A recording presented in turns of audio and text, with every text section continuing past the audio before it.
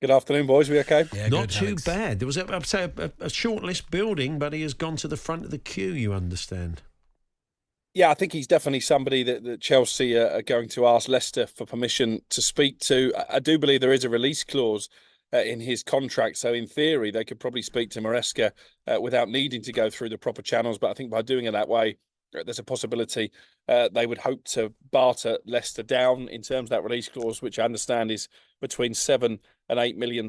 I think certainly we have to view him now as one of the front runners for the job. There's talk of Thomas Frank, or the vibe coming out of Brentford is that maybe he's not particularly keen to move across West London at this moment in time. We know Kieran McKenna is somebody Chelsea have also shortlisted, but I still think at the moment he's more likely to end up at Brighton. And then there's talk maybe of a fourth potential contender as well. I do know that Eddie Howe has been discussed in the corridors of power at Stamford Bridge, but again, I just don't see a scenario where he would jettison Newcastle at this moment in time to go to Chelsea. And I think what's interesting when you look at those contenders, they aren't the elite names that maybe we've associated with Chelsea, even in the recent past. You have to remember that when Todd Bowley and Berdad Egbali took over at Chelsea, Thomas Tuchel was the manager. He just won the Champions League. They decided to move away from him.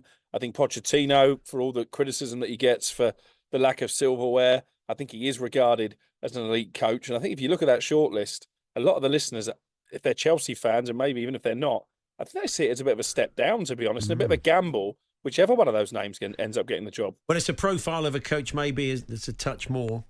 malleable. Controllable, yeah. Okay, maybe yeah, someone yeah. that fits into the structure that Maurizio Pochettino wasn't keen on, and people like Conte or Mourinho or others wouldn't be keen to work in either.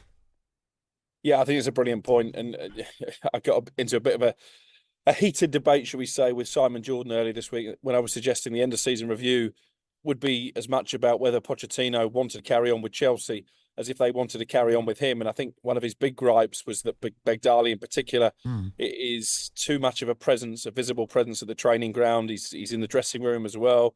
And I think maybe gives his two penneth on team selection at times, which a lot of the more established managers maybe aren't willing to work in that kind of environment. They've got two sporting directors in Paul Winstanley and Lawrence Stewart who really want to have carte blanche when it comes to transfers. And again, there's a lot of managers who obviously want to have a greater input in that. So I think they are looking for a young up-and-coming head coach and someone who's going to fit into that structure rather than the sort of tried and tested winner that they've maybe hired before. It's interesting, the narrative that Sebastian Hernes, who's done such a good job at Stuttgart, has been ruled out by Chelsea. I think you'll probably find that's the other way around. He's quite keen to stay at Stuttgart. So these are interesting times. I still don't understand the logic of moving away from Pochettino. I think he had a brilliant end to the season, got them in Europe. You could see that the young players were starting to dance to his tune. You see the outpouring on social media from the likes of Nicholas Jackson and Cole Palmer in particular. You can see what Pochettino meant to them. I think he's going to be a difficult act to follow. Absolutely. Alex, we'll get Andy's thoughts on that. He's going to join us for the birthday spread, so we'll see what he makes of Maresca. For now, thanks very much. Paul Hawksbee and Andy Jacobs, Monday to Friday afternoons 1 till 4 on AM, on DAB, via the talkSPORT app and on your smart speaker. talkSPORT.